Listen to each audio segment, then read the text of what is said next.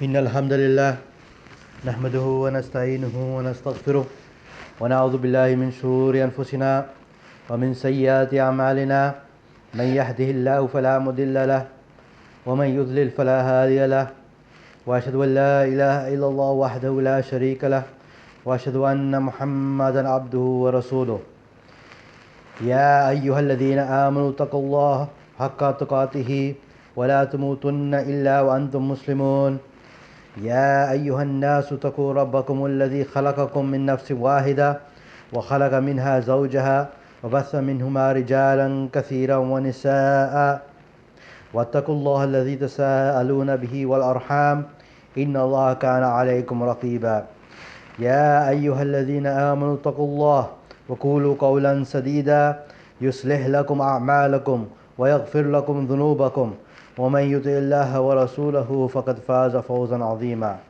بسم الله الرحمن الرحيم يا أيها الذين آمنوا لا تلهكم أموالكم ولا أولادكم عن ذكر الله ومن يفعل ذلك فأولئك هم الخاسرون وأنفقوا مما رزقناكم من قبل أن يأتي أحدكم الموت فيقول يا ربي لولا أخرتني إلى أجل قريب فأصدق وأكن من الصالحين ولن يؤخر الله نفسا إذا جاء أجلها والله خبير بما تعملون.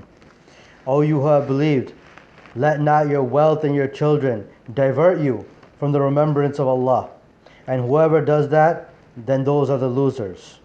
And spend in the way of Allah from what we have provided you before death approaches one of you. And he says, my Lord, if only you would delay for me a brief term, so that I could give charity and be amongst the righteous. But Allah will never delay a soul when its time has come, and Allah is acquainted with what you do. So what is the lessons from these verses?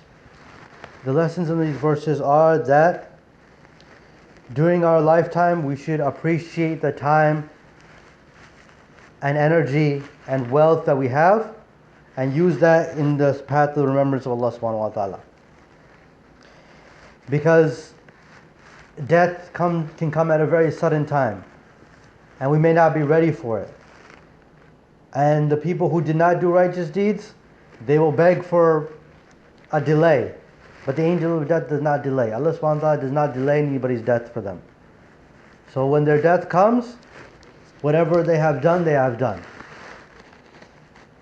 And the people who have become diverted and distracted by wealth and become distracted by their families and do not remember Allah subhanahu wa ta'ala, on that day they will be losers. So in our lives we see that we're so busy doing other things and worrying about other things than the religion. Like when it's time for salat, we're worried about other things. We're worried about playing games. We're worried about our work. We're worried about other things and not getting ready for salat. This is an example of that. And we should appreciate whatever opportunity we have to make ibadah. While we are strong and while we are young especially, we should use that time in the remembrance of Allah subhanahu wa ta'ala and in worshipping Him. Today, we can't make Jummah in the masjids. This is something that was taken away from us. It was out of our control. So we should, when we are able to, we should never take that for granted. And we should appreciate that. And try to get to Jummah on time. And appreciate the opportunity Allah subhanahu wa ta'ala has given us. Many times in the dhikr and in the hadith we are told to make the dhikr, La hawla wa la quwwata illa billah. And what is the meaning of this? It says that there is no power to make good deeds and no strength to stay away from evil except for what Allah subhanahu wa ta'ala has given us. And after salat we make the dua, Allahumma inni ala dhikrika wa shukrika wa husni ibadatik. Okay, oh Allah, help me to remember you and to make thanks of you and to make ibadah, make worship in the most beautiful way. So we must understand that it's by Allah's command, Allah's blessing that we are able to make any act of worship. Because there are many people who are prevented. Allah subhanahu wa ta'ala has put a veil over their hearts so they cannot commit any good acts of worship. And the veils over their hearts are because of their own disbelief and because of their own bad deeds and because they weren't thankful from Allah subhanahu wa ta'ala.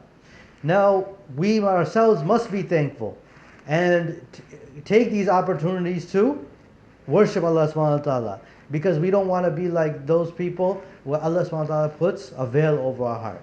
So we must make istighfar.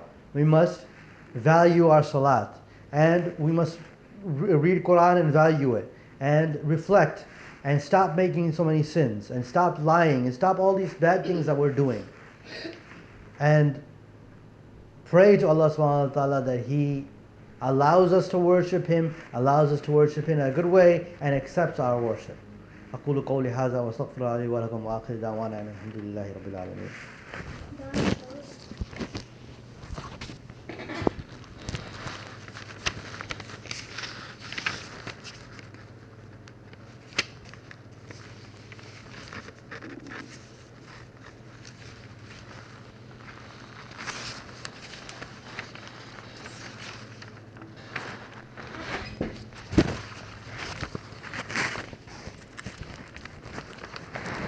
إن الحمد لله نحمده ونستعينه ونستغفره ونعوذ بالله من شرور أنفسنا ومن سيئات أعمالنا من يهده الله فلا مضل له ومن يضلل فلا هادي له وأشهد أن لا إله إلا الله وحده لا شريك له وأشهد أن محمدا عبده ورسوله.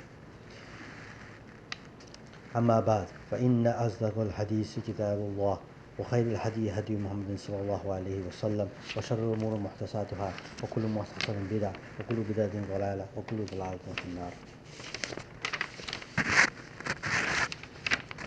اللهم صل على محمد وعلى آل محمد كما صليت على إبراهيم وعلى آل إبراهيم إنك حميد مجيد. اللهم بارك على محمد وعلى آل محمد كما باركت على إبراهيم وعلى آل إبراهيم إنك حميد مجيد. ربنا آتنا في الدنيا حسنة وفي الآخرة حسنة وقنا عذاب النار. ربنا اغفر لنا ذنوبنا وكفر عنا سيئاتنا وتوفنا مع الأبرار. ربنا آتنا في الدنيا حسنة وفي الآخرة حسنة وقنا عذاب النار. ربنا هب لنا من أزواجنا وذرياتنا قرة أعين واجعلنا للمتقين إماما. ربنا اغفر لنا ذنوبنا وإسرافنا في أمرنا وثبت أقدامنا وانصرنا على القوم الكافرين. ربنا ظلمنا أنفسنا وإن لم تغفر لنا وترحمنا لنكونن من الخاسرين. ربنا اصرفنا عنا عذاب جهنم إن عذابها كان غراما إنها ساءت مستقرا ومقاما. ربنا تقبل منا إنك أنت السميع العليم وتب علينا إنك أنت التواب الرحيم. عباد الله رحمكم الله، إن الله يأمر بالعدل والإحسان وإيتاء ذي القربى وينهى عن الفحشاء والمنكر والبغي يعظكم لعلكم تذكرون. اذكروا الله يذكركم وادعوه يستجب لكم ولذكر الله تعالى أولى وأكبر. وأقيموا الصلاة. الله أكبر الله أكبر أشهد أن لا إله